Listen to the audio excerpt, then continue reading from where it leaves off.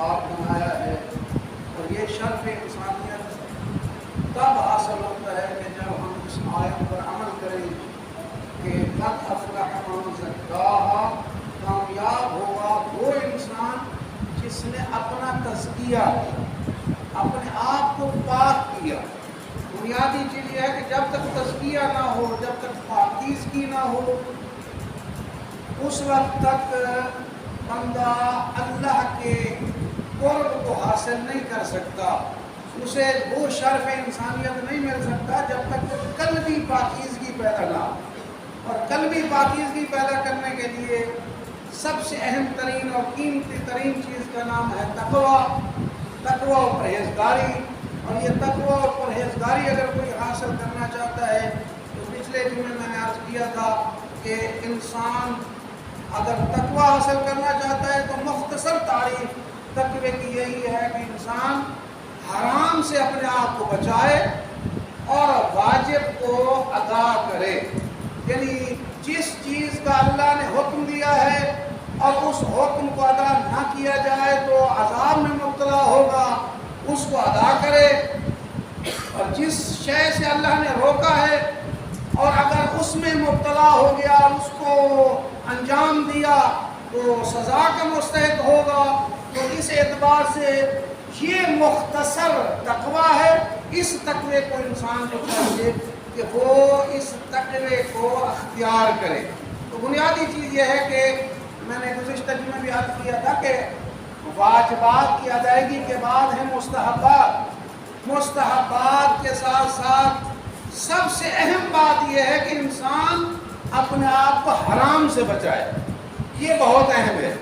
اگر وہ حرام سے بچا جائے گا تو بہت ساری بیماریوں سے محفوظ ہو جائے گا اور پھر اللہ کا قرب بھی اسے حاصل ہو جائے گا. اور حرام سے بچنا ہے تو گناہ سے بچنا پڑے گا، حرام سے بچنا ہے تو اللہ کی نافرمانی سے بچنا پڑے گا، حرام سے بچنا ہے تو انسان جو ہے یہ تلاش کرے کہ وہ کون کون سی چیزیں ہیں جس سے اللہ ناراض ہوتا ہے، اللہ کی ناراضگی کا باعث بنتے ہیں.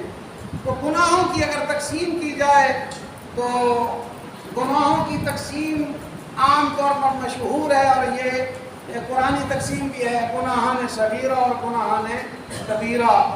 گناہان کبیرہ کی مختصر تعریف یہی ہے کہ جن کے متعلق قرآن اور احادیث میں واضح طور پر جہنم کا وعدہ کیا گیا ہے وہ گناہ کبیرہ ہے. جس کا واضح طور پر قرآن مجید کی آیات اور احادیث کے ذریعے جہنم کا وعدہ کیا گیا ہے کہ جو یہ بندہ کرے گا تو وہ جہنم کا مستحق ہوگا، عذاب الہی کا مستحق ہوگا. جہاں عذاب کا وعدہ آ جائے وہ گناہ کبیرہ ہے. اور جو گناہ صغیرہ ہے، گناہ صغیرہ میں یہ ہے کہ وہ اللہ کی نافرمانی ہے لیکن عذاب کا ہے، اس میں بھی ذکر ہے لیکن اس کا جو ہے واضح ذکر موجود نہیں ہے.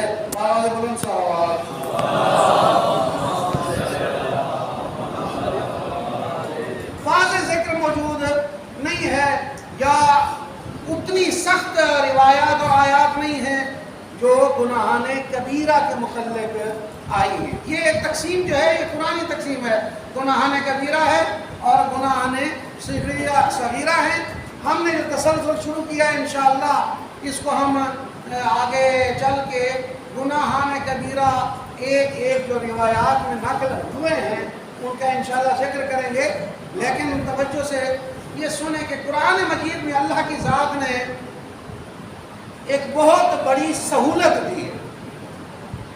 وہ سہولت کیا ہے؟ غالباً سورہ نساء کی جو ہے وہ 31 آیت ہے، ان تجتنبوا ما تنہون عنہ نکفر عنکم سیئاتکم وندخلکم مدخلا کریما. کہ اللہ تعالیٰ قرآن مجید میں ارشاد فرماتا ہے، توجہ سے سنیں، اگر تم گناہان کبیرہ کو، ان کبیرہ کو جن سے روکا گیا ہے ان کو ترک کر دو تو ہم تمہارے گناہان صغیرہ سے درگزر فرمائیں گے. اور پھر درگزر بھی فرمائیں گے، یعنی گناہ صغیرہ معاف بھی کر دیں گے اور ندخلکم مدخلا کریما، اور تمہیں عزت والا مقام عطا کریں گے۔ یعنی گناہ کبیرہ سے جو بچ جائے اس کے لیے قرآنی دعویٰ ہے، قرآنی وعدہ ہے کہ اگر تم گناہان کبیرہ سے کو چھوڑ دو جن سے تمہیں روکا گیا ہے، تو گناہ صغیرہ جو ہے معاف کر دیں گے اور تمہیں عزت والا مقام عطا کریں گے۔ اس اعتبار سے، اور ایک اور آیت بھی ہے جس میں واضح بیان ہے کہ گناہ صغیرہ اور کبیرہ کی تقسیم یہ قرآنی تقسیم ہے، لیکن نافرمانی نافرمانی ہے، یہ یاد رکھیں۔ یہ ایک معاشرے کی بات ہے، چھوٹی نافرمانی ہو وہ بھی نافرمانی ہے، بڑی نافرمانی ہو وہ بھی نافرمانی ہے۔ اس بات کی طرف ہمیں متوجہ ہونا چاہیے کہ جو نافرمانی ہے، اللہ کی نافرمانی سے ہمیں بچنا چاہیے۔ اگر اللہ کی نافرمانی کی طرف ہم متوجہ نہیں ہوں گے تو یقیناً جو ہے وہ گمراہی کی طرف چلے جائیں گے۔ بعض اوقات ایسے ہوتا ہے کہ جیسے بجلی پہ گیا، بعض اوقات ایسے ہوتا ہے کہ انسان گناہان صغیرہ اتنے زیادہ کرتا ہے، اتنے زیادہ گناہان صغیرہ کرتا ہے کہ وہی صغیرہ جو ہے اسے کبیرہ کی طرف لے جاتے ہیں۔ ایسی کیفیت جو ہے انسان کو حاصل ہوتی ہے۔ چھوٹے چھوٹے گناہ پر پہلے شیطان انسان کو دعوت دیتا ہے کہ یہ چھوٹا گناہ کر لے، اس کے بعد وہ بھلا دیتا ہے یہ چھوٹا گناہ کر لے۔ چھوٹے گناہ کرتے کرتے صورتحال یہ بنتی ہے کہ پھر انسان گناہ کبیرہ کی طرف بڑھ جاتا ہے۔ لہذا گناہ صغیرہ سے بھی پرہیز کرنا چاہیے۔ ہاں اگر پھر بھی گناہ صغیرہ سرزد ہو گیا ہے تو کم از کم متوجہ رہیں کہ گناہ کبیرہ سے اپنے آپ کو بچائیں گے تو اللہ صغیرہ بھی معاف فرمائے گا۔ تو یہ ایک بنیادی چیز ہے جس کی طرف ہمیں متوجہ ہونا چاہیے۔ اب ایک بات کہ گناہ کبیرہ سے ہمیں بچنا چاہیے، لیکن ہم نے سنا ہے، روایات میں بھی آیا ہے کہ رسول خدا حضرت محمد مصطفیٰ صلی اللہ علیہ وآلہ وسلم کا ارشاد ہے کہ میری جو شفاعت ہے میری امت کے گناہ کبیرہ کرنے والوں کے لیے، یہ ایک واضح حدیث ہے کہ میری شفاعت میری امت کے جو گناہگار ہیں، گناہ کبیرہ کرنے والے ہیں، ان کے لیے میری شفاعت ہے۔ تو اس اعتبار سے پھر اگر کوئی گناہ انسان سے سرزد ہو جائے گناہ کبیرہ، تو رسول خدا حضرت محمد مصطفیٰ صلی اللہ علیہ وآلہ وسلم کی شفاعت موجود ہے۔ لیکن بات بنیادی یہ ہے کہ اے گناہ کبیرہ کرنے والے امتی، تو یہ دیکھ کیا گناہ کبیرہ کرنے کی وجہ سے کہیں تیرا بار بار گناہ کبیرہ کرنے کی وجہ سے تیرا دل سیاہ تو نہیں ہو گیا؟ کیا تو نے ایسا گناہ کبیرہ تو نہیں کیا جس کے متعلق روایات آئی ہیں کہ جس سے یہ گناہ کبیرہ ہو گیا ہم اس کی شفاعت نہیں کریں گے؟ یہ حدیث تو ہم نے سن لی کہ بھئی رسول نے فرمایا کہ میری شفاعت جو ہے گناہان کبیرہ کرنے والے میرے امتیوں کے لیے ہے۔ اور آئیں حضرت محمد مصطفیٰ صلی اللہ علیہ وآلہ وسلم کی یہ حدیث سنیں کہ آپ فرماتے ہیں کہ جو شخص نماز کو خفی سمجھتا ہے، رسول کی حدیث سنا رہا ہوں آپ کو، جو شخص نماز کو ہلکا سمجھتا ہے میری شفاعت بھی اسے نصیب نہیں ہوگی، اور اللہ کی قسم وہ حوض کوثر تک نہیں پہنچ سکے گا۔ یہ رسول قسم اٹھا کے کہہ رہے ہیں کہ جو نماز کو ہلکا سمجھتا ہے وہ میری شفاعت کے قابل بھی نہیں ہے اور حوض کوثر تک وہ نہیں پہنچ سکے گا۔ اور اللہ کے رسول نے قسم اٹھائی ہے، واللہ اللہ کی قسم وہ حوض کوثر تک۔ نماز اتنی اہم ہے، اور اگر بندہ کوئی نماز چھوڑ دے اور پھر کہے کہ مجھے تو اہل بیت کی شفاعت ہوگی، یہ خام خیال، یہ متوجہ ہونا. ہاں شفاعت ہے الحمدللہ، ہم یہ امید رکھتے ہیں اور یہ سب کو امید رکھنی چاہیے کہ مجھے رسول اور آل رسول کی شفاعت نصیب ہوگی، کیونکہ ہمارے پاس وہ اعمال کا وہ معیار نہیں ہے، وہ منزل نہیں ہے، وہ مرتبہ نہیں ہے کہ ہم جو ہے کما حق کہوں جو ہے وہ نیک عمل کر سکیں، لیکن شفاعت کی امید رکھیں. لیکن یہی شفاعت کی امید کہیں ہمیں گناہوں کی دلدل میں غرق نہ کر دے. کہیں ایسا نہ ہو حضرت امام جعفر صادق علیہ السلام کا فرمان، یہ اکثر آپ نے سنا ہے کہ آپ نے جو ہے تمام اپنے عزیز و اقارب کو اکٹھا کیا.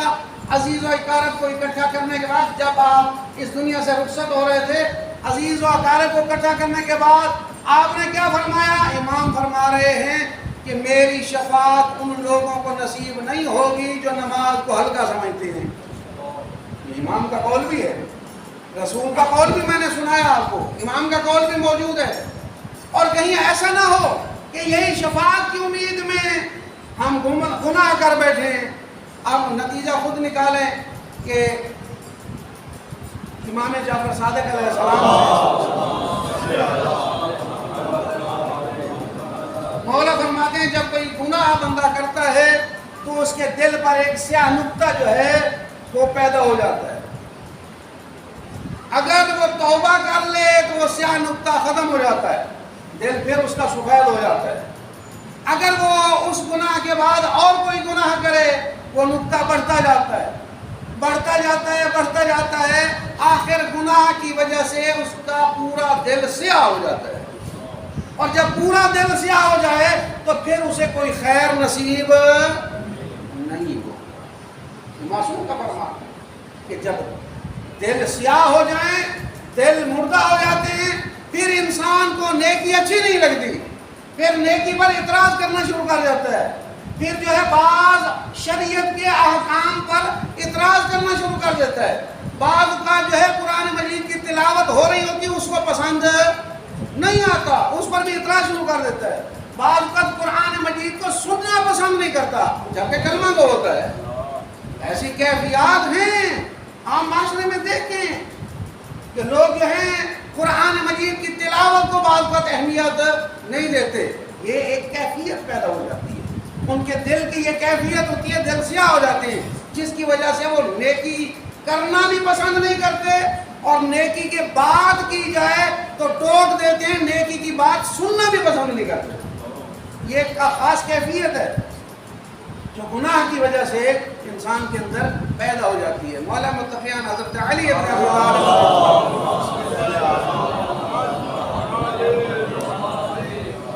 بندے نے آ کے سوال کیا، مولا یہ بتائیں کہ موت کیا ہے، موت کیسے آتی ہے؟ ایک بندے کو موت آتی ہے تو اس کی کیا حالتیں ہیں؟ آپ نے فرمایا تو نے باخبر بندے سے سوال کیا ہے. 3 حالتیں ہیں. مولا فرماتے ہیں ایک شخص جب اسے موت آتی ہے تو اسے خوشخبری سنائی جاتی ہے. ایک شخص وہ ہوتا ہے جسے موت آتی ہے اسے ہمیشہ کا عذاب سنایا جاتا ہے. اور ایک شخص وہ ہوتا ہے جسے موت آتی ہے لیکن وہ خوف کی کیفیت میں ہوتا ہے، گو مگو کی کیفیت میں ہوتا ہے، پریشان ہوتا ہے. جسے موت کے وقت جو ہے ابدی نعمت کی خوشخبری سنائی جاتی ہے، وہ ہمارا خالص ماننے والا ہوتا ہے جو نیک عمل کرتا ہے، جو ہمارا تابعدار ہوتا ہے، جو ہماری اتباع کرتا ہے. اور جسے ابدی جہنم کی اور ہمیشہ کے عذاب کی خبر سنائی جاتی ہے وہ ہمارا مخالف ہوتا ہے، جو ہمیں نہیں مانتا اسے ابدی عذاب کی خبر سنائی جاتی ہے. اور جسے موت اس حالت میں آتی ہے کہ وہ پریشان ہوتا ہے، گو مگو کی صورت میں ہوتا ہے، خوف اور ترس کی صورت میں ہوتا ہے، اس پر خوف کی کیفیت ہوتی ہے کہ میرے ساتھ کیا ہونا ہے. وہ ایسا ہمارا ماننے والا ہے جو گناہگار ہے، گناہ کرتا ہے، گناہ کرتا ہے، وہ یقین کی کیفیت میں اسے موت نہیں آتی. ظاہر ہے گناہ کبیرہ یا دیگر ایسے گناہ کیے ہیں جس کی وجہ سے اس پر خوف طاری ہے. جب وہ مرتا ہے اس کے بعد کیا ہوتا ہے؟ آپ فرماتے ہیں کہ قیامت والے دن جو ہے اسے رسول کی شفاعت نصیب ہوگی. آگے فرمایا اسی فرمان میں آپ نے فرمایا نیک میرے دوست نیک عمل کرو. بعض ایسے افراد بھی ہیں جنہیں ہماری شفاعت 3 لاکھ سال کے عذاب کے بعد نصیب ہوگی. یہ روایت سنا رہا ہوں میں آپ کو, یہ معصوم فرما رہے ہیں. تو اس اعتبار سے دیکھیں یعنی گناہ کی وجہ سے ہماری قلبی کیفیات اتنی آلودہ ہو گئی ہوں گی کہ ان کو معافی سے ہم نے فائدہ نہیں اٹھایا دنیا میں, جس کی وجہ سے جب ہم مر جائیں گے کوئی ایسا بندہ گناہ گار, یقیناً اللہ سے ہمیں امید ہے کہ اللہ ہمیں ان میں شمار نہ کرے کہ جو خوف کی کیفیت میں مریں, بلکہ انہیں ہم سب کو جو ہے ابدی نعمت کی خوشی اللہ تعالیٰ موت کے وقت نصیب فرمائے. ہمیں دیکھنا یہ ہے کہ بعض اوقات ایسے ہوتا ہے کہ بندہ مرتا ہے خوف کی صورت میں, لیکن یہ جو برزخ والا مرحلہ ہے نا, موت کے بعد سے قیامت تک کا مرحلہ, امام جعفر صادق علیہ السلام کا فرمان ہے مولا, یعنی فرمان کا خلاصہ یہ ہے کہ بندے جب قیامت کا دن ہوگا جو ہمارا ماننے والا ہوگا اسے جو ہے وہ بہشت نصیب ہوگا, اسے جنت ملے گی. تو اس نے راوی نے پوچھا مولا سب کو جنت نصیب ہوگی؟ آپ نے فرمایا جو ہمارا ماننے والا ہے اسے جنت ملے گی, لیکن میں تمہارے متعلق برزخ سے ڈرتا ہوں. اس نے پوچھا مولا یہ برزخ کیا ہے؟ مولا نے فرمایا یہ موت کے بعد سے جو قیامت کا عرصہ ہے نا, اس کے متعلق مجھے خوف ہے. مولا فرمانا چاہتے ہیں کہ اس کی تیاری کر کے آؤ. اس کی تیاری یہ ہے کہ گناہ سے بچو.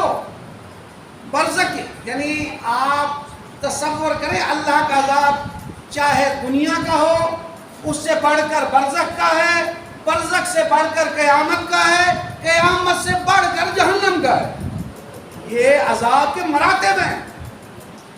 اس اعتبار سے اللہ کا عذاب دنیا کا عذاب ہو تو ہم برداشت نہیں کر سکتے, تو برزخ کا عذاب ہم کیسے برداشت کر سکتے ہیں؟ لہذا بہترین ذریعہ یہ ہے کہ گناہ کبیرہ سے بچیں تاکہ اللہ تعالی ہمارے گناہان صغیرہ سے درگزر فرمائے.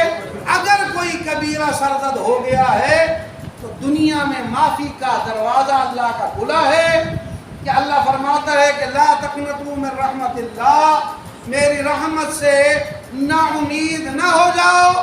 ان اللہ یغفر الذنوب جميعا, میرے در پہ آؤ میں سارے گناہ معاف کر دوں.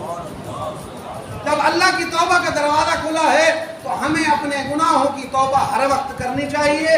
اور یہ بھی مومن کی علامات میں سے ایک علامت یہ ہے کہ وہ ہر وقت جو ہے اللہ کی بارگاہ سے توبہ کرتا ہے. جب گناہ سرزد ہو جاتا ہے تو فوراً توبہ کرتا ہے تاکہ موت آ بھی جائے تو کوئی گناہ ساتھ نہ جائے بلکہ اللہ کی رحمت ساتھ جائے. اللہ سے دعا ہے کہ اللہ اہل بیت کے صدقے ہمیں گناہان کبیرہ سے اللہ محفوظ فرمائے اور اپنی نافرمانی اور عذاب سے محفوظ فرمائے اور نیک کام کرنے کی توفیق عطا فرمائے. بسم اللہ الرحمن الرحیم. والعصر ان الانسان لفی خسر الا الذین آمنوا وعملوا الصالحات وتواصوا بالحق وتواصوا بالصبر.